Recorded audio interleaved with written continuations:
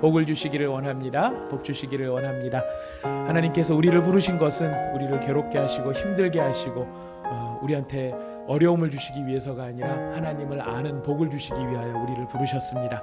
오늘 예배를 통하여 하나님의 크심을 알게 하시고 오늘 예배를 통하여 우리의 연약함을 깨닫게 하여 주셔서 온전히 하나님의 주시는 은혜의 만분의 1이라도 깨닫는 놀라운 은혜가 우리 가운데 임할 줄을 믿습니다.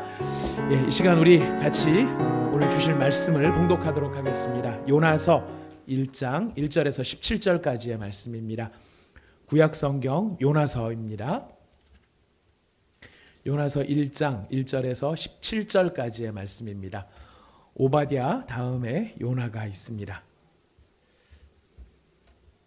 오바댜는 요나 앞에 있습니다. 요나서 1장 1절부터 17절까지 다 찾으셨으면 우리에게 주시는 하나님의 말씀, 지금도 살아계신 하나님의 말씀을 한 절씩 교독하도록 하시겠습니다. 제가 먼저 1절을 읽습니다. 여호와의 말씀이 아미떼의 아들 요나에게 임하니라. 이르시되 너는 일어나 저 큰 성읍 니느웨로 가서 그것을 향하여 외치라. 그 악독이 내 앞에 상달되었음이니라 하시니라.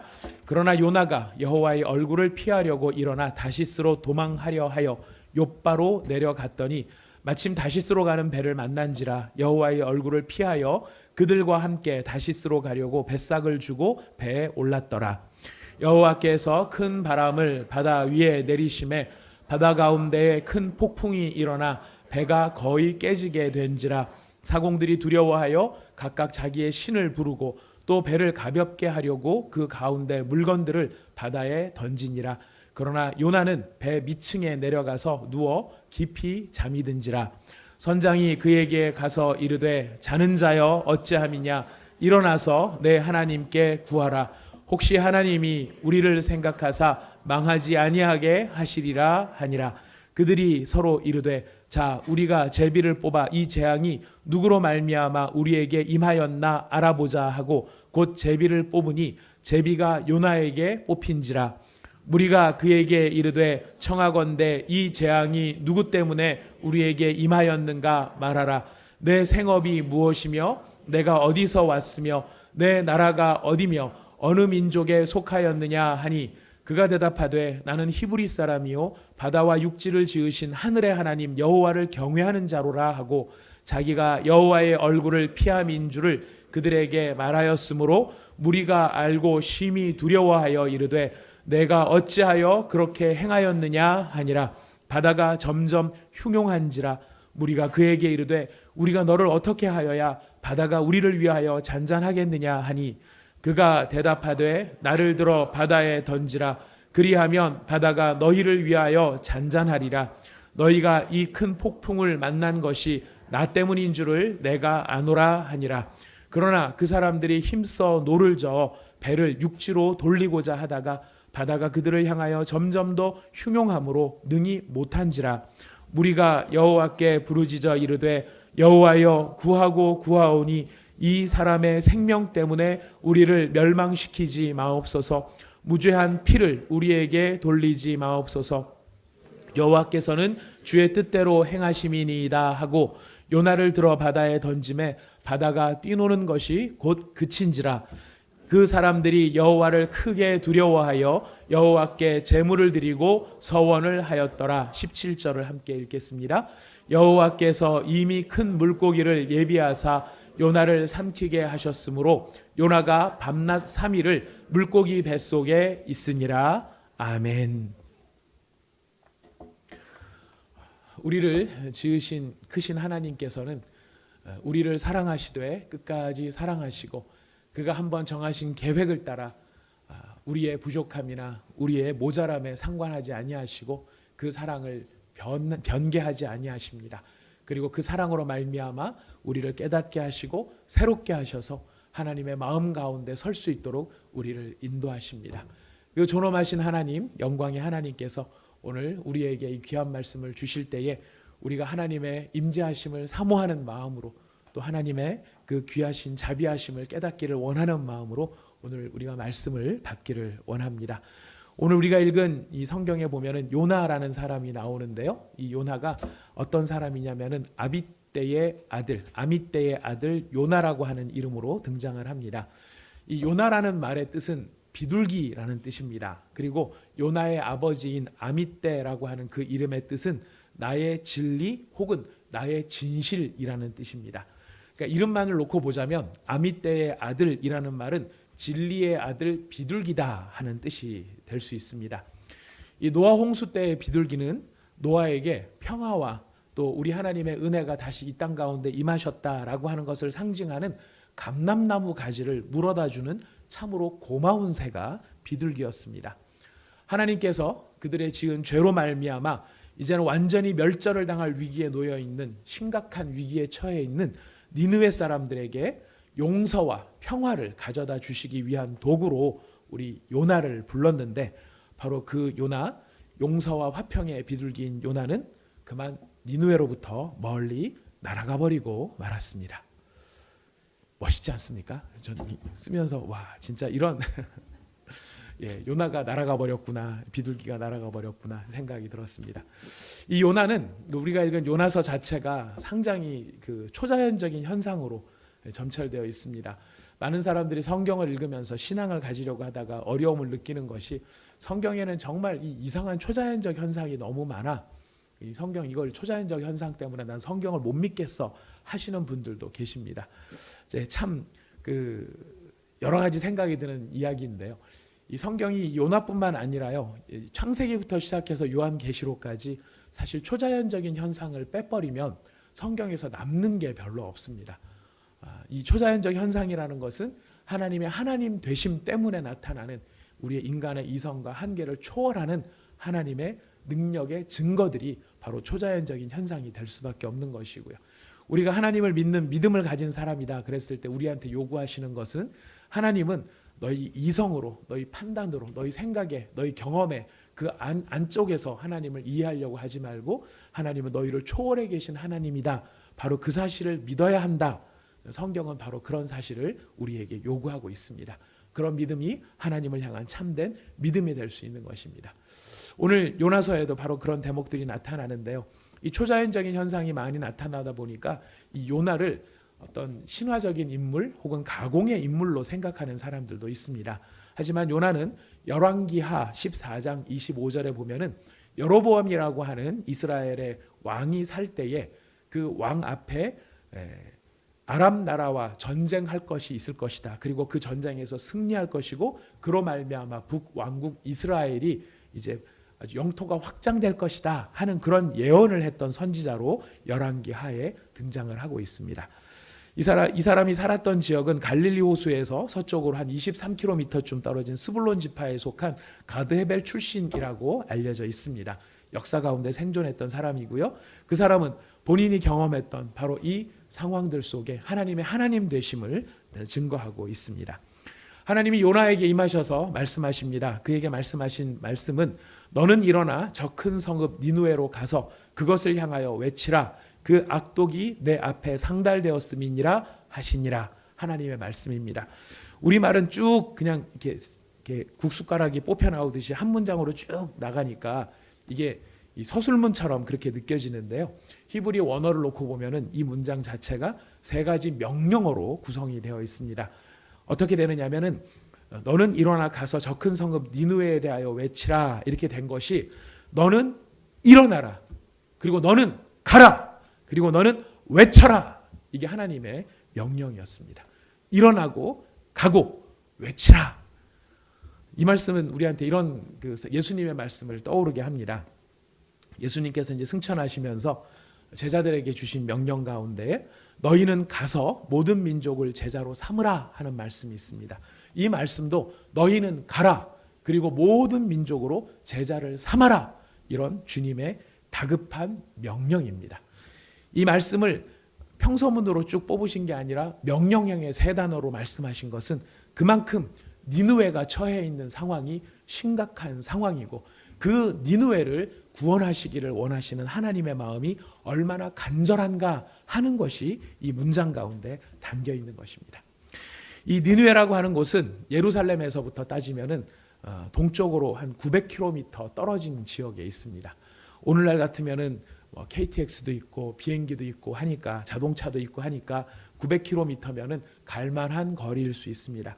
하지만 당시에는 낙타 아니면은 말로 이동을 하는 것인데요. 그렇게 빠른 수단을 사용을 해도 이 900km를 간다는 것은 상당한 시일을 요구하는 것이었습니다. 자기가 지은 죄 속에 자기 앞에 다가오는 심판이 있다는 것을 알지도 모른 채 시집가고 장가가고 가옥에 가옥을 연하여 짓고 또 사고 팔고 결혼하고 하면서 이게 잘 사는 것이다 하면서 살고 있는 니느웨 사람들을 향하여서 우리 하나님께서 작정하신 심판은 무서운 심판이었고 그것은 임박한 심판이었습니다. 그 심판 중에도 우리 하나님께서는 니느웨 사람들이 재앙 가운데 망하기를 원하기보다는 그들이 돌이켜 회개하여 그들이 살아나기를 원하셨습니다. 그런 그들을 살리시기를 원하시는 하나님의 간절함은 바로 요나를 향한 다급한 외침, 일어나라, 가라, 그리고 외쳐라 하는 명령으로 주어졌던 것입니다. 이제 요나가 가야 할 이 니느웨 그러면은 우리한테는 좀 막연한데요. 여러분들 요즘에 이 중동 지역의 지명들이 하도 뉴스에 자주 나오니까 우리 가운데 이제 익숙한 지명들도 좀 생긴 게 있습니다. 이 니느웨가 어디쯤 있는 도시냐면은요. 니느웨는 몰라도 이미 여기는 들어보셨을 겁니다. 모술이라는 데 들어보셨죠? 네. 감사합니다. 네, 자비하신 여러분들께서 고개를 끄덕여 주셨습니다. 모술, 우리가 IS 소탕전 때문에 이제 자주 듣는 지역인데요. 이 모술이라고 하는 도시의 바로 건너편에 있는 도시가 니느웨입니다. 이 바그다드에서 이라크 바그다드에서 북쪽으로 한 350km, 우리로 말하면 부산쯤 떨어져 있는 바로 그런 곳인데요. BC 4500년 경에 설립이 된 도시입니다. 지금으로 따지면 한 6500년 전에 만들어진 아주 고대 도시입니다. 메소포타미아 지역에서 제일 오래된 도시 중에 하나이고 이 도시가 처음엔 작았는데 점점점 커지면서 이 요나가 살 즈음에 이 도시가 어느 정도로 커졌냐면은 직경이 13km 그리고 그 둘레가 사흘길이라고 되어 있는데요. 사흘길이면은 대략적으로 그 둘레가 90km에 이르는 큰 도시가 바로 이 니느웨 성이었습니다. 이 정도로 큰 성이다 보니까 그 안에 얼마나 많은 인구가 살았겠습니까? 그들 앞에 마치 소돔과 고모라처럼 하나님의 심판이 다가오고 있는 이런 상황에 하나님께서는 바로 그들에게 심판이 임했다는 것을 알려주라고 이야기를 합니다. 그러나 문제는 무엇입니까? 요나가 그 말씀이 마음에 안 들었습니다. 니느웨를 향하여서 가서 외치고 니느웨를 하나님께서 용서해 주시려고 지금 나를 보내셔? 나는 그 얘기는 싫어. 하나님이 그러는 건 난 너무 싫어. 그래서 그가 택한 방법은 하나님으로부터 도망하는 방법을 택했습니다.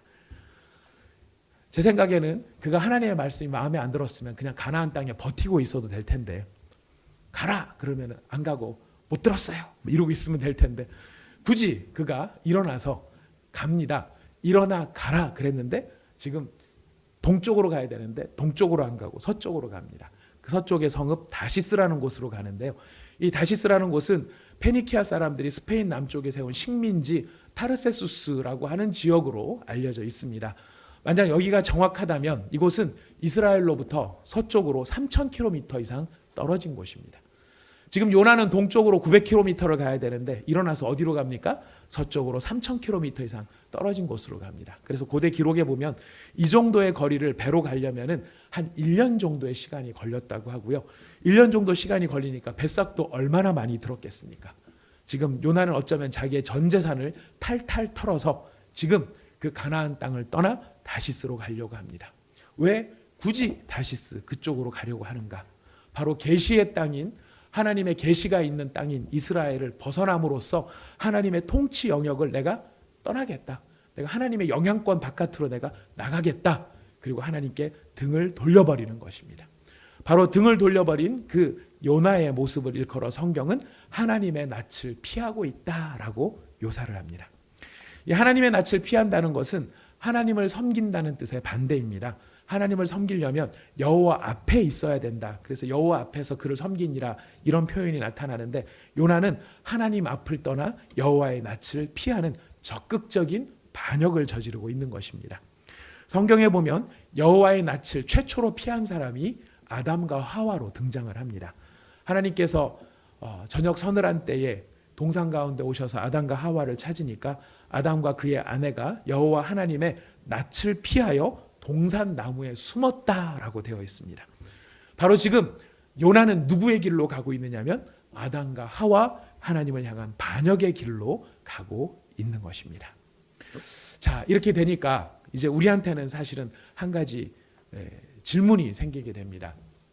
하나님은 요나한테 일어나 가라 그리고 외쳐라 이렇게 명령했는데 요나는 그 하나님의 말씀을 들은 척도 하지 않고 일어나 가는데 반대 방향으로 냅다 내어 달립니다. 자, 이런 요나, 우리가 어떤 궁금증이 드느냐면 이제 앞으로 하나님은 요나를 어떻게 하실 것인가? 하나님이 가라고 하는 말, 여러분 지금 이스라엘 백성들 모든 사람이 다 말을 안 들어도 누구는 말을 들어야 됩니까? 선지자는 말을 들어야 돼요. 그리고 우리가 아는 선지자들은 다 그래요. 적어도 선지자 그러면 다른 이스라엘 백성들이 다 불순종해도 선지자만큼은 어쨌든 말씀을 듣는 사람. 여러분 심지어는요, 에스겔서를 나중에 읽다 보면 하나님이 에스겔한테 그런 얘기를 하세요. 너는 내가 내일 아침에 네 눈에서 보기에 좋은 것을 거두어 갈 텐데 너는 그것 때문에 슬퍼할지도 말고 통곡하지도 말고 울지도 말아라 이렇게 얘기를 하세요. 아시죠? 그 다음날 무슨 일이 벌어졌는지. 그 다음날 아내가 죽었어요. 이게 선지자의 삶이었어요. 하나님께서 말씀하시면 그 말씀이 얼마나 어미하고 무서운가. 근데 그 에스겔은 하나님께서 자기 아내를 데려가심에도 말씀 그대로 순종해서 통곡하지 않고 그냥 슬픔의 자세만을 취합니다. 이게 이스라엘을 향한 하나의 메시지가 됐던 겁니다. 적어도 선지자라면 이게 선지자입니다. 근데 지금 요나는 어떻습니까? 가라 그랬더니 보통 사람들도 그렇게 안 할 만한 그런 행동을 하니까 우리의 마음속에는 대번 떠올라야 될 생각은 뭐냐면 하나님이 도망한 종을 과연 어떻게 처리하실까? 그를 버리고 새로운 사람을 찾아서 그에게 소명을 줄 것인가? 아니면 요나를 뒤따라 가실 것인가? 그렇다면 요나는 또 어떨 것인가? 하나님이 만약 요나를 내버려 두시지 않는다라고 한다면 요나는 어떻게 그 사실 앞에 대처할까? 순종할까? 아니면 반항할까? 우리의 이런 기대감 속에 오늘 성경 말씀은 하나님의 말씀은 더 이상 등장하지 않습니다. 하나님은 말씀으로 하지 아니하십니다. 하나님은 행동으로 하나님의 뜻이 어떤지를 보여주십니다. 하나님이 보여주신 행동이 무엇입니까? 하나님께서 폭풍을 바다에 보내셨다라고 되어 있습니다. 반역하고 도망하는 종을 우리 하나님은 버리거나 포기하지 않으십니다. 대신 그를 가르치시기 위해서 따라가십니다. 따라가시면서 그가 의지하고 도망가고 있는 바다, 그 바다에 폭풍을 보내십니다. 근데 재미있는 것은요, 이 보낸다라고 하는 동사가 우리가 읽은 요나서 1장에 보면 4번 등장을 하는데요. 아니면 반항할까? 히브리 말로는 똑같은데 우리의 이런 기대감 속에 이 오늘 성경 말씀은 하나님의 말씀은 더 이상 동사의 본 뜻은 뭐냐면은 나중에 선원들이 폭풍 가운데 살아남기 위해서 바다에다가 짐을 던지죠. 던진다라는 말이 보낸다는 말입니다.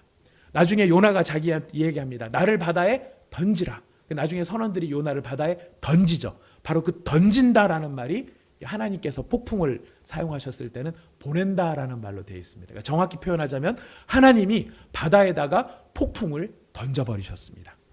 누구 깨달으라고? 요나 깨달으라고. 자, 이런 상황이 생기니까 누가 고생을 합니까? 여러분 친구를 잘 사귀셔야 되고요. 주변 사람을 잘 사귀셔야 됩니다. 한 사람이 말을 안 들으니까요. 누가 고생을 하냐면 태우고 가던 선원들이 고생을 합니다. 근데 이 선원들이요. 이 요나서 1장을 쭉 놓고 보면 선원과 요나가 이제 1장 내내 대비가 되는데요. 지금 우선 당장 폭풍우가 몰아닥쳤을 때 대비되는 선원들의 모습입니다. 성경에 보니까 선원들은 우선 내면적으로 그 폭풍 앞에서 극도의 위기감을 느끼고 두려워하는 마음을 갖습니다. 그 마음속에 두려움을 갖게 됩니다. 외적으로는 어떤 행동을 취하느냐면은 그 두려움 때문에 각자가 섬기고 있는 신들에게 살려달라고 부르짖습니다. 그리고 그렇게 부르짖는 것을 넘어서 실천적으로 행동을 하는 게 있습니다. 무엇이냐면 배를 가볍게 하려고 배에 실린 모든 것을 바다에 던져버립니다. 선원들은 마음의 두려움, 겉으로 기도, 그리고 외적으로 배를 건지기 위해서 바다에 짐을 던지는데 요나는 거꾸로 갑니다. 요나는 어떻게 하는 줄 아십니까? 그는 실천부터 합니다. 어떤 실천을 하는가? 뱀이창으로 기어내려갑니다. 뱀이창으로 기어내려가서 뭐를 합니까? 성경에 보면은요, 아주 표현을 잘 해놨어요. 누웠다라고 되어 있어요. 그가 실천적으로는 뱀이창으로 내려갔고 그의 외쪽으로는 들어눕습니다. 내면적으로는 무슨 일을 합니까? 깊은 잠 속에 빠져들어갑니다. 이 깊은 잠 속에 빠져들어가는 이 모습, 여러분, 이 요나가 뱀이창에 언제 들어갔을까?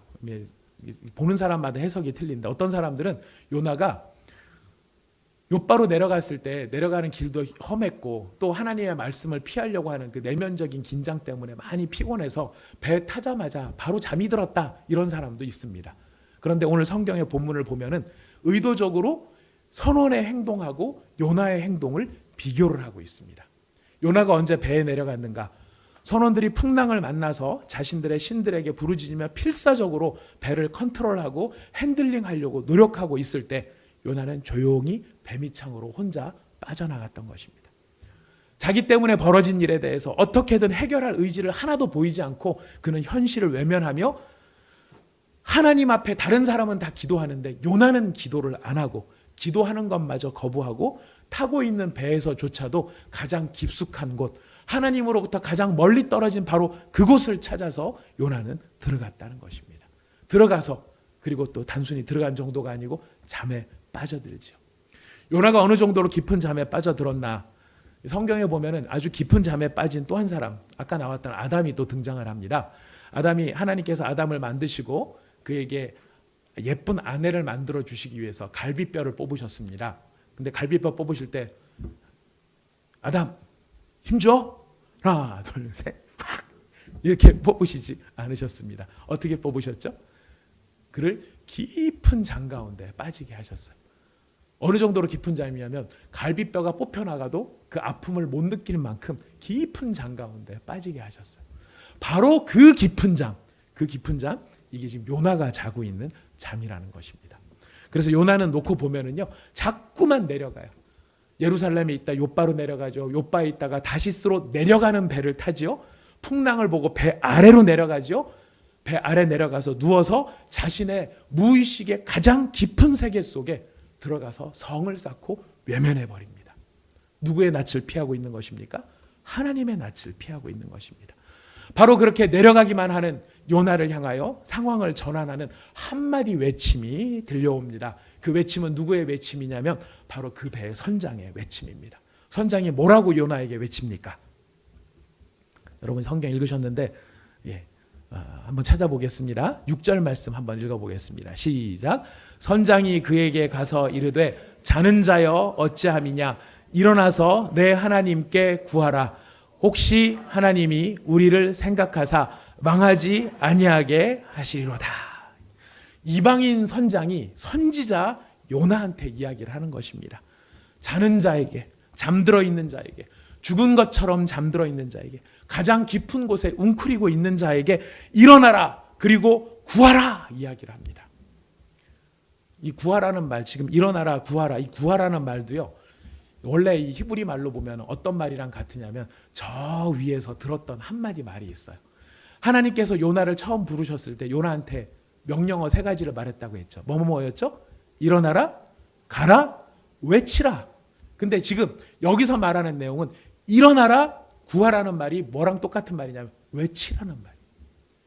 일어나라, 그리고 하나님께 외쳐라.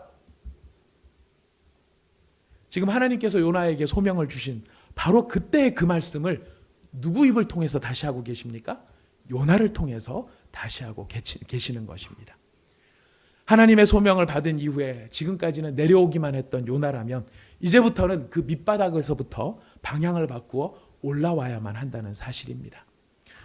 이게 얼마나 아이러니하냐면 하나님의 이름으로 니느웨에 가서 니느웨를 질책했어야 될 요나가 이제는 거꾸로 이방인에게 질책을 당하는 상황이 되어버렸다는 것입니다. 참 재미있는 것은 이 이방인 선장이지만 이 하나님을 안다라고 말하는 유대인 요나, 심지어는 유대인 요나가 히브리 선지자입니다. 이 사람보다 누가 더 훨씬 영적입니까? 선장이 더 훨씬 영적입니다. 선장은 지금 뭐 하라고 얘기합니까? 요나한테 기도하라고 얘기를 하고 있는 것입니다. 기도하라고.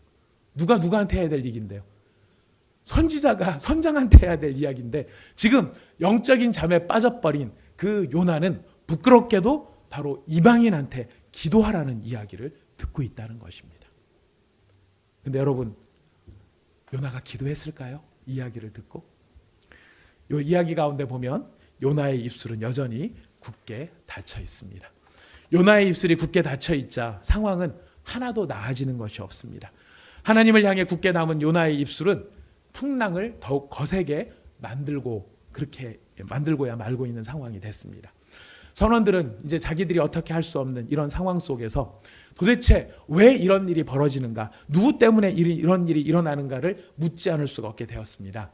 선원들이 서로 묻습니다. 도대체 왜 이런 일들이 벌어지는가? 자, 누구는 그 답을 알고 있습니까? 요나는 그 답을 알고 있습니다. 문제는 뭡니까? 요나는 입을 굳게 다물고 침묵하고 있다는 것입니다. 선원들이 진상을 규명하기를 원합니다. 그래서 제비를 뽑습니다. 제비를 뽑았더니 요나가 뽑혔습니다. 요나가 뽑히자마자 이 선원들이 거침없이 요나에게 질문을 합니다. 요나한테 뭐라고 질문했냐면요, 우리 8절 말씀 한번 가보실까요? 8절 말씀 한번 읽어봅니다. 시작. 무리가 그에게 이르되 청하건대 이 재앙이 누구 때문에 우리에게 임하였는가 말하라. 내 생업이 무엇이며 네가 어디서 왔니? 네 나라가 어디며 어느 민족에 속하였느냐. 5가지 질문을요, 속사포 쏘듯이 막 쏟아내는 거예요. 이 재앙이 누구 때문인지 말하라. 너 도대체 누구냐? 너 뭐 하는 놈이냐 도대체? 너 도대체 어떤 사람이길래 이런 일이 일어나느냐?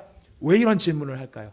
상황의 다급함인 것입니다. 금방이라도 배는 가라앉을 것 같이 요동하고 있는 상황 속에 마침내 요나의 첫 목소리를 우리는 듣게 됩니다. 여러분, 요나서가 이만큼 내려왔는데요, 요나 그동안 한마디도 안 한 거 아시죠? 요나 지금 처음으로 입을 엽니다. 입을 열은 그의 첫 마디 무엇입니까? 나는 히브리 사람입니다. 두 번째 마디가 무엇입니까? 바다와 육지를 지으신 하늘의 하나님 여호와를 경외하는 사람이다. 참, 요나가 자기 정체성을 밝힙니다. 내가 어떤 사람인 줄 아십니까? 나는 민족적으로는 히브리 사람이고요, 제가 하는 일은 바다와 육지를 지으신 어마어마하신 하늘의 하나님, 바로 그 하나님을 경외하는 게 바로 접니다. 문제는 무엇이냐면 말은 그렇게 하고 고백은 그렇게 하는데, 자기가 이런 사람이라고 하는 고백은 그렇게 하는데 요나는 하나님 앞에 무릎을 꿇지 않는다는 것입니다. 그는 입술을 열어 자기는 하나님을 경외하는 사람이라고 말하지만 하나님 앞에 기도하지 않습니다. 하나님을 섬기려 하지 않습니다. 심지어 요나는 이 풍랑이 누구 때문인지 이야기하죠. 나 때문이다. 그리고 자기가 그렇게 하나님 앞에 이렇게 이 풍랑을 경험하는 것은 자기가 하나님의 얼굴을 피하고 있기 때문에, 하나님의 낯을 피하고 있기 때문에 그렇다. 이야기를 듣고 누가 놀래나요? 선원들이 놀랍니다. 선원들이 놀래는데 어떻게 놀랍니까? 성경에 보니까 10절 말씀에 보니까 10절 한번 같이 읽어보실까요? 시작. 자기가 여호와의 얼굴을 피함인 줄을 그들에게 말하였으므로 무리가 알고 심히 두려워하여 이르되 내가 어찌하여 그렇게 행하였느냐. 요나는, 하나님을 섬긴다는 요나는 하나님을 두려워하지 않는데, 하나님을 섬긴다는 사람 요나의 이야기를 들은 선원들이 하나님을 두려워합니다. 그 두려움 속에서 이 선원들이 욥을 향하여서 하는 그 말이 뭡니까? 네가 어찌하여 그렇게 행하였느냐.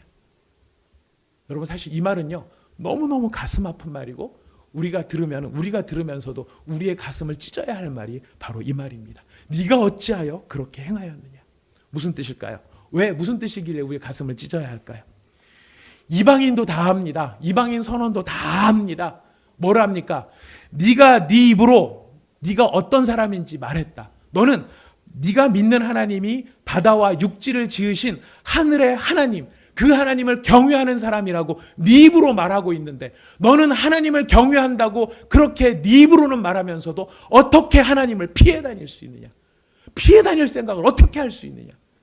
하나님이 정말 하늘에 계신 하나님이고 땅과 육지를 지으실 만한 능력이 있으신 하나님이라고 네 입술로 말하면서도 너는 왜 네가 말한 것처럼 하나님을 경외하지 않느냐? 너는 왜 하나님 앞에 피해 다니며 기도하지 않느냐? 오늘 이 땅의 교회가 안타까운 욕을 먹는 것, 우리가 그리스도인이라고 하는 이야기를 할 때마다 사람들에게 냉소를 사는 이유 가운데 하나가 무엇입니까? 우리가 어디에 가서 당신은 누구십니까? 네, 저는 그리스도를 따르는 사람입니다. 남들이 말할 때는 예수쟁이라고도 하지요. 네, 그 예수쟁이를 바라보면서 오늘날 안 믿는 사람들이 우리한테 이야기할지도 모릅니다. 너 어떻게 어찌하여 그렇게 행하였느냐?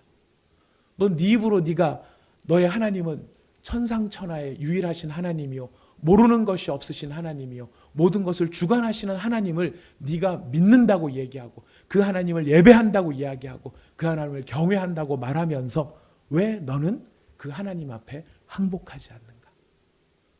어쩜 우리가 들어야 할 이야기를 요나가 듣고 있는지 모르겠습니다. 아무튼 그 이방인들이 이렇게 얘기하는 동안에 바다가 점점 더 거세지자 선원들이 요나한테 방법을 물어봅니다. 좋다. 이게 다 너 때문인 거 좋다. 자, 그렇다면 너를 어떻게 해야 우리가 정말 이 잔잔함을 얻을 수 있겠는가? 저는 이 요나서 1장을 읽으면서요. 이 선원들이 진짜 나이스하고 정말 젠틀하다는 것을 발견할 수 있었습니다. 왜냐하면 저 같으면 너 어떻게 하다가 이렇게 했느냐. 너 이게 또 요나가 얘기하죠. 이게 나 때문에 그런 거예요. 그러면 뎁다 어떻게 했겠습니까? 일단 목에다 밧줄을 걸든지 바다에다 집어 던지든지 막 너 때문에 이런 일이 벌어졌어? 이 다 너 때문이야? 이러면서 아마 요나를 해코지를 했을지 모르겠습니다. 그러나 선원들은 결코 경솔하게 성급하게 행동하지 않습니다. 원인이 요나에게 있다는 이야기를 들었음에도 불구하고 요나에게 물어봅니다. 너를 어떻게 하여야 바다가 우리를 위해 잔잔해지겠는가? 오히려 요나가 이야기합니다. 나를 들어 바다에 던지라. 그리하면 바다가 너희를 위하여 잔잔하리라. 너희가 이 큰 폭풍을 만난 것이 나 때문인 줄을 내가 안다. 이야기합니다. 여러분 이 말씀을 들으면요. 사실 깝깝하셔야 됩니다. 쟤는 왜 자꾸 나한테 궁금해야 된다고 얘기를 하고 깝깝해야 된다고 얘기를 하지. 여러분 상황을 알면 깝깝해야 됩니다. 나를 들어 바다에 던지라. 그러면 바다가 너희를 위하여 잔잔하리라. 너희가 이 폭풍을 만난 것이 나 때문인 줄을 내가 아노라. 이렇게 이야기합니다. 자, 아까 말씀드렸습니다. 하나님은 폭풍을 바다에 던지셨고 선원들은 짐을 바다에 던졌고 이제는 요나가 바다에 던져질 차례인데 그 상황을 알면서 요나는 뭐라고 말합니까? 나를 던져라. 죽어도 무슨 얘기는 안 해요? 기도는 안 한다는 거예요. 나를 던져라! 이렇게 말하면서도 하나님 앞에 무릎 꿇을 생각을 하지 않는다는 것입니다.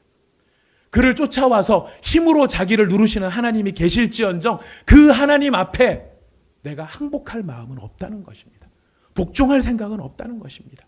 하나님께서 말하시는 대로 니느웨에 가서 말씀을 전해 하나님의 뜻을 따라 그 원수들을 용서해. 요나가 기분 나쁜 건 뭐냐면요. 원수, 자기 민족의 철천지 원수, 자기한테 해코지를 한 그 니느웨가 망할 것이라는 걸 선포하라. 망하는 걸 선포하는 게 왜 기분 나쁘겠어요? 나중에 다 요나서 뒷정에 가면 알아요. 요나는 하나님을 너무 잘 알아요. 너무 잘 알고 있어요. 하나님 앞에 잘못했어요. 회개하면 틀림없이 그 인간들이 용서받을 거라는 걸 알고 있어요. 요나는 뭐가 기분 나쁘고 뭐가 싫으냐면 혹시 원수가 용서받을까 봐. 니느웨 사람들이 홀가닥 회개하고 새 사람 될까 봐. 여러분, 저도 신앙생활 하면서요. 제가 개인적으로 제일 사실 기분 나쁜 일 중에 하나가 뭔지 아십니까? 원수가 은혜 받아 새 사람 되는 거예요. 제 마음의 속생각은 뭐냐면 저 원수는 끝까지 원수짓 하다가 망해야 돼요. 그래야 물론 속으로는 생각이죠. 겉으로 목사가 어떻게 그렇게 하겠습니까? 목사는 겉으로는 나이스합니다. 저도 나이스할 줄 압니다. 하나님께서 당신의 은혜를 베푸셔서 정말 하나님의 놀라운 능력을 체험하고 정말 온전케 되시기를 바랍니다. 하고 돌아서면서 속으로 뭐라고 합니까? 주님, 저거 인간되기 글렀어요. 주님 살짝 뭉개주세요. 이게 저의 마음이거든요. 이 마음을 누가 가지고 있냐면은 요나가 가지고 있는 거예요. 근데 그런 하나님이 그렇게 하나님이 할 게 뻔하니까 그게 싫다는 거예요. 저걸 용서하라고요? 저 인간들을 용서하라고. 저 인간 용서하라는 당신이 저는 싫습니다. 저는 죽었다 차라리 죽는 게 낫습니다. 나를 던져라. 근데 진짜 요나가 나쁜 건 뭔지 아십니까? 지가 바다에 뛰어들 생각은 안 한다는 겁니다. 끝까지 뭐라고 합니까? 나를 던지래요. 나를 던지래요. 이 모든 상황이 자기에게 벌어졌다는 걸 알면서도 원인을 제거하는 게 뭔지를 알면서도 요나는 그 길을 벗어나려고 하지 않습니다. 이게 인간의 오만함이요, 인간의 교만함이요, 하나님 앞에서의 정말 배은망덕한 모습이 아닐 수가 없겠죠. 자, 그런데 이 상황, 이게 해결 방법인 줄 알면서도 그러나 선원들은 어떻게 합니까? 성경에 이렇게 나옵니다. 우리 한번 이것도 읽어볼까요? 우리 선원 13절 같이 한번 읽어보겠습니다. 시작. 그러나 그 사람들이 힘써 노를 저 배를 육지로 돌리고자 하다가 바다가 그들을 향하여 점점 더 흉용함으로 능히 못한지라. 그들이 어떻게 합니까? 바다에 던집니까? 힘써 노를 젓습니다. 왜일까요? 우리 살자고 한 사람의 생명을 바다에 던져? 우리 하나 살아보겠다고 단 한 사람의 이 사람의 생명을 빼앗아? 지금 어떻게든지 이 선원들이 하고자 하는 방향은 무엇입니까? 함께 살아보자는 것입니다. 너를 던져버리면 우리가 살 수 있을지 모르겠지만 그래도 우리 한번 같이 살아보자. 누구랑 대비되는 것입니까? 요나랑 대비된다는 것입니다. 요나는 니느웨 성에 살고 있는 수십만 수백만의 사람이 죽건 어쨌건 간에 그 인간들은 다 죽어 나자빠지고 불태워져도 마땅할 사람들이다라고 하는 그 생각 속에 그 니느웨 사람들의 수많은 생명은 아랑곳하지 않는데 지금 이곳에 있는 선원들은 자기와 함께하고 있는 하나님의 낯을 피하는 죄인인 그 요나 하나를 그래도 어떻게든지 살려보겠다고 몸부림을 치고 있다는 것입니다. 요나의 부끄러운 모습인 것이죠. 그리스도인들을 부끄럽게 하는 모습입니다. 하나님은 사랑이시라. 너희가 형제가 너에게 대하여서 저에 대해서 7번 죄를 짓고 저에게 잘못했다고 말하면 7번 용서해 주면 되나이까? 주님이 말씀하시죠. 70번에 7번이라도 용서하라. 우리 주님이 그렇게 말씀하시는데 우리는 어떻습니까? 70번에 7번? 주님, 그거는 사람한테 할 짓이죠. 그 인간은 사람이 아닙니다. 바로 요나와 같은 우리들의 모습 속에 우리를 부끄럽게 하는 바로 선원들의 모습이 나타납니다. 그러나 이것이 하나님의 뜻이 아니었기에 선원들의 이런 모든 노력들은 거꾸로 갑니다. 육지를 향해서 가기를 원하지만 바다를 향해서 오히려 밀려나고 있습니다. 견디다 못한 선원들이 이제 뭘 합니까? 기도를 합니다. 요나가 안 하는 기도를 누가 합니까? 선원들이 기도를 하고 있는 겁니다. 선원들이 기도하는데 뭐라고 기도를 하는지요? 여러분 14절 말씀 같이 한번 읽어보겠습니다. 시작. 무리가 여호와께 부르짖어 이르되 여호와여 구하고 구하오니 이 사람의 생명 때문에 우리를 멸망시키지 마옵소서. 무죄한 피를 우리에게 돌리지 마옵소서. 주 여호와께서는 주의 뜻대로 행하심이니이다. 이전까지는 다른 각자의 신을 불렀던 사람들이 누구의 이름을 부르고 있습니까? 여호와의 이름을 부르고 있습니다. 여호와의 이름을 부르면서 선지자가 안 하는 기도를 바로 이 선원들이 하고 있다는 것입니다. 요나가 무릎 꿇지 않는 그 무릎 꿇지 않음을 선원들이 하나님 앞에 무릎을 꿇고 있다는 것입니다. 그리고 요나를 들어 바다에 던지니 바다가 잠잠해졌습니다. 이 바다가 잔잔해진 이 모습을 일컬어서 랍비의 유대인 주석가가 있어요. 그 유대인 구약성경 주석가 랍비 시몬이라는 사람이 있는데 그 사람이 이 장면을 너무나 이렇게 재미있게 표현을 했습니다. 사공들이 바다에 요나의 발목을 담그니 파도가 멈췄다. 그들이 요나를 배 안으로 걷어들이니 풍랑이 다시 시작되었다. 그들이 요나를 다시 배꼽 깊이로 바다에 담그니 풍랑이 멈추었다. 그들이 요나를 다시 배 안으로 들이니 거센 풍랑이 다시 시작되었다. 그들이 요나를 목 깊이로 바다에 담그니 풍랑이 멈추었다. 그들이 또다시 요나를 배 안으로 들이니 풍랑이 거세졌다. 그들이 드디어 요나를 바다에 깊숙이 던지니 풍랑이 순식간에 멈추었다. 저는 참 이 랍비 시몬이 부러웠어요. 성경을 해석할 때 어쩜 이렇게 유머스럽게 뭡니까? 요나를 넣다 뺐다 하는 거죠. 왜 그럴까요? 이게 진짜 하나님으로 말미암은지 아닌지를 알아보는 것입니다. 이게 진짜 여호와께서 비롯되어진 풍랑인지 아닌지를 알아보는 거예요. 집어넣었더니 풍랑이 잠잠해지고 뺐더니 또다시 풍랑이 일고 결국은 요나를 던져야 되는 거구나. 마침내 그들은 하나님의 하나님 되신다는 사실을 깨닫게 됩니다. 그래서 그들은 마지막으로 어떤 일을 하게 되느냐면 하나님을 경외하는데요. 15절 16절 말씀 읽어봅니다. 시작. 그 사람들이 여호와를 크게 두려워하여 여호와께 제물을 드리고 서원을 하였더라. 세 가지를 합니다. 여호와를 두려워합니다. 여호와께 제물을 드립니다. 여호와께 서원을 합니다. 약속을 합니다. 무슨 뜻일까요? 하나님을 두려워하는 마음을 가지고 하나님을 예배하는 자가 되었습니다. 약속을 합니다. 뭘 약속했을까요? 하나님, 이제부터는 이 땅 가운데 내가 이제까지는 이런 신 저런 신을 믿었지만 오직 여호와만이 하나님인 줄을 제가 알았습니다. 제 평생에 하나님만을 경외하겠습니다. 누가 한 일이라고요? 선원들이 한 일이에요. 그러나 요나는 어떻습니까? 끝까지 그 입술을 벌리지 않았다는 것입니다. 그 무릎을 꿇지 않았다는 것입니다. 그의 입술을 열어 기도하지 않았다는 것입니다. 끝까지 뭡니까? 이거죠. 저를 잠깐 보시겠습니까?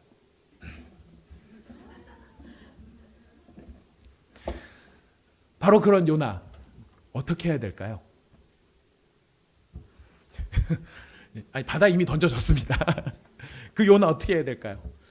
여러분들 주변에 이런 사람이 있으면 어떻게 하시겠습니까? 내가 잘못했어. 풀어. 내가 잘못했다고 그러지 말고, 잘못은 피차 마찬가지인데 그래도 어쨌든 잘못했어. 좀 마음 좀 고쳐. 문자를 날립니다. 씹습니다. 전화를 합니다. 안 받습니다. 집에 찾아갑니다. 문도 안 열어줍니다. 어떻게 해야 될까요? 그 인간. 집에다 휘발유를 끼얹고 불을 질러야죠. 이게 우리 마음이죠. 이게 우리 마음이죠. 아니, 누구는 배알도 없고 자존심도 없나요? 내가 그 정도 했으면 지금 어떻게 해야 돼요? 사람이라면 고개는 내밀어야 될 거 아니에요. 근데 고개도 안 내밀고 이러고 있는 바로 그 사람. 우리 같으면 휘발유를 끼얹고 신나를 끼얹고 벤젠을 끼얹고 해서 쌍방향에서 불을 내질러야 되는데, 우리 하나님은 어떻게 하십니까? 우리 하나님께서는 바로 그 끝까지 입을 열지 않는 요나를 위하여서 한 가지를 하십니다. 17절 말씀입니다. 읽어보겠습니다. 시작. 여호와께서 이미 큰 물고기를 예비하사 요나를 삼키게 하셨으므로 요나가 밤낮 3일을 물고기 뱃속에 있으니라. 여러분, 이 물고기 우연히 그곳을 지나가다가 얼떨결에 요나를 물은 물고기일까요? 아닙니다. 성경에 보니까 하나님이 뭐라고 하셨어요? 그 큰 물고기를 예비하셨다고 되어 있어요. 어떤 성경학자의 주석에 보니까 그렇더라고요. 이 물고기는 태초에 창조될 때부터 바로 이 순간만을 위하여 준비되어진 물고기였다. 얼마나 아름다운지 모르겠어요. 무슨 뜻이죠? 하나님의 계획하심과 하나님의 경륜과 하나님의 섭리 속에 되어지더라는 것입니다. 어쩌면 그 물고기는 배가 출항할 때부터 그 배 주변을 떠돌고 있었는지 몰라요. 그 요나가 물에 던져질 때만을 기다리면서. 우리 같으면 어떻게 해야 되는데, 그냥 물속에 집어넣고 끝났어야 되는데, 하나님은 요나가 물에 던져지니 어떻게 하십니까? 준비했던 그 물고기를 가지고 요나를 삼켜 버리셨습니다. 요나를 삼켰다는 이 말은 여러 가지 의미가 있습니다. 반항하고 교만하고 교활하고 자존심 세고 하나님을 향해 아집을 가지고, 이 두 가지로 보는데요. 예수 믿으라고 그렇게 전도를 해도 예수 안 믿는 사람들이 있어요. 기도를 왜 해? 기도 왜 해? 난 그냥 착하게 살다가 그냥 지옥 있으면 그냥 지옥 갈게. 자꾸 예수 믿으라고 하지 마. 이런 사람들이 있어요. 근데 그런 사람들에게 막 전도를 하다 보면 나중에는 막 화가 나서 그래 넌 지옥 가라 막 이러고 싶은 생각들이 막 드는데, 우리 주님은 어떻게 하십니까? 그 사람을 십자가의 은혜로 삼키신다는 거예요. 그 사람이 회개하고 새 사람 되고 죄 용서했기 때문에 십자가의 은혜를 주시는 게 아니라 끝까지 고집 피우고 아집 피우고 자기의 그 주관 속에서 벗어나지 않으려고 하는 그 사람일지라도 우리 하나님은 저주하시고 심판하시지 아니하시고 십자가의 은혜로 그를 삼켜버리신다는 것입니다. 삼켜놓으시고 그 사람이 깨달아갈 수 있도록 기다려주신다는 것입니다. 우리 가운데 아까 드린 말씀 그런 유형의 사람이 있을 수 있습니다. 정말 신실하고 이렇게 정말 예수 믿는 사람이라면 하늘의 하나님, 육지를 지으시고 바다를 지으신 그 하나님을 믿는 사람이라는 말을 차라리 안 하면 좋겠는 바로 그 사람, 그런 말 하면서도 고집 피우는 그 사람, 우리가 봤을 때는 정말 구제불능이라고 할지 모르겠지만 우리 하나님은 그 사람을 어떻게 하십니까? 삼켜버리신다는 것입니다. 삼켜버린다는 게 뭐가 치운다는 뜻입니까? 물 가운데서 구원하신다는 것입니다. 물 가운데 있으면 죽을 그 사람이지만 하나님께서는 물 가운데 버려두시지 아니하시고 물고기가 삼키게 하심으로 그를 살려주신다는 것입니다. 오늘 여러분 주변에 여러분이 용납하지 못할 사람이 있으신가요? 기도하시기를 바랍니다. 주님, 십자가의 은혜로 그를 삼켜주십시오. 깨닫지 못할지라도 삼켜주십시오. 여러분, 이 요나가요, 기도를 언제 하게 되죠? 나중에 그 물고기 뱃속에서 비로소 기도를 하게 돼요. 비로소 기도하고, 여러분 사람 되는 줄 아십니까? 비로소 기도는 했어요. 요나서 처음 읽어보시는 분들 나중에 집에 가서 요나서 읽어보십시오. 비로소 기도를 하고 살려만 주십시오. 이번 한 번만 살려주시오면 제가 뭐든지 다 하겠습니다. 우리랑 똑같아요. 살려놨더니 또 딴짓거리를 하고 있는 게 요나입니다. 그러나 우리 하나님께서는 어떠십니까? 바로 그럴지라도 그를 내치지 아니하시고 죽이지 아니하시고 포기하지 아니하시고 삼키심으로 그를 구원하시고 그가 변화될 수 있도록 만드시는 그분이 바로 우리 주 예수 그리스도시요 우리의 아버지이신 하나님이신 것입니다. 여러분 마음속에 여러분 하나님 앞에 고집 피우고 있는 부분 계십니까? 하나님 딴 건 몰라도 자꾸 그 사람 용서하라고 하지 마세요. 그 사람 용납하라고 하지 마세요. 저 그거는 싫습니다. 하나님 저 이거 지금 사업해야 되는데 이거 좀 저도 찝찝한 걸 알고 있지만 이거 그래도 이거 해서 저 돈 벌어야 되거든요. 이거 내려놓으라고 하지 마세요. 우리 하나님 앞에 외면하고 있는지 모릅니다. 어쩌면 잘못된 습관 속에서 잘못된 죄된 상황 속에서 하나님께서 자꾸만 기회를 주십니다. 그만해라. 하나님 저한테 이것만 터치하지 마세요. 제가 딴 건 다 순종할 테니까 이것만 터치하지 마세요. 자, 그런 우리 누구의 모습일까요? 요나의 모습일 수 있습니다. 그런 우리를 하나님이 에이 저건 사람도 아니야 버려 이러실까요? 아니십니다. 그런 우리를 하나님이 어떻게 하실까요? 삼키십니다. 십자가의 은혜로 삼키십니다. 십자가의 은혜로 삼키사 깨닫게 하십니다. 여러분 마음속에 그런 짐이 있고 힘듦이 있다면 어떻게 해야 될까요? 그리스도의 십자가에 여러분 자신을 던지시기를 축복합니다. 여러분의 그 완고함과 완악함 그 자체를 통째로 품고 무릎 꿇지 않는 요나를 그냥 삼켜버리셔서 그를 새롭게 하시는 하나님, 바로 그 하나님이 우리의 하나님입니다. 여러분 마음에 짐이 되는 사람도 십자가에 맡기시고 여러분 스스로도 해결이 안 되는 그런 완악하고 교만한 우리를 할지라도 여러분이 십자가에 우리 자신을 내던진다면 하나님께서는 우리를 삼키시고 우리를 새롭게 하실 것입니다. 이 놀라운 새로움의 역사가 여러분의 삶 속에 넘치시기를 축복합니다. 기도하겠습니다.